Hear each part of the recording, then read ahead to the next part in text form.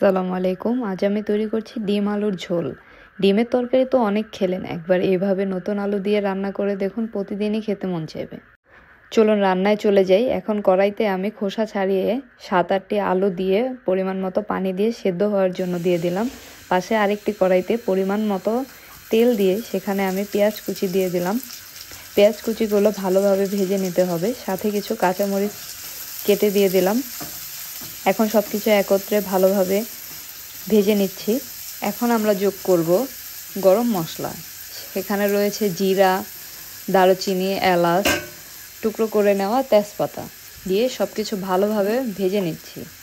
সুন্দর একটি অ্যারোমা বের হলে, এরকম ব্রাউনি কালার হয়ে গেলে, তখন আমরা এখানে দিয়ে দেব আদা রসুন বাটা পরিমাণ মতো, এবং দিয়ে দেব সব শুকনো মশলাগুলো, যেমন হলুদ গুঁড়ো, মরিচ গুঁড়ো, ধনিয়ার গুঁড়া, এবং পরিমাণ মতো একটু পানি দিয়ে মশলাগুলো ভালোভাবে কষিয়ে নিতে হবে।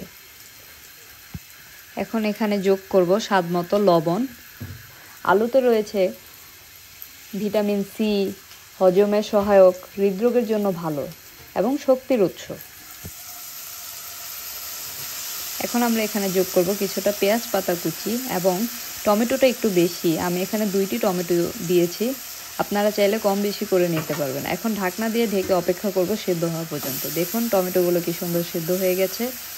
এখন আমরা এখানে আগে থেকে সিদ্ধ করে রাখা আলুগুলোকে একটু সামান্য ভেঙে নিয়েছি, যেটা আপনারা দেখেই বুঝতে পারছেন, ওইটা দিয়ে দিলাম। দিয়ে সব কিছু ভালোভাবে একসাথে কিছুক্ষণ কষিয়ে পরিমাণ মতো পানি দিয়ে দিলাম।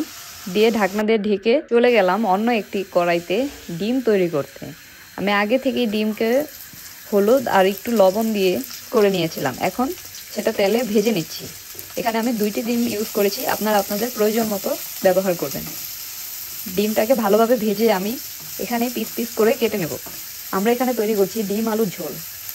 পুরো খাবারটাই খুব স্বাস্থ্যকর, যেমন ডিমে রয়েছে প্রোটিন, ভিটামিন, চোখের জন্য ভালো, হার্টের জন্য ভালো। এখন আমরা ভেজে নেওয়া ডিমগুলো দিয়ে দেব তরকারির মাঝে। দেখুন কি সুন্দর বলক চলে এসেছে।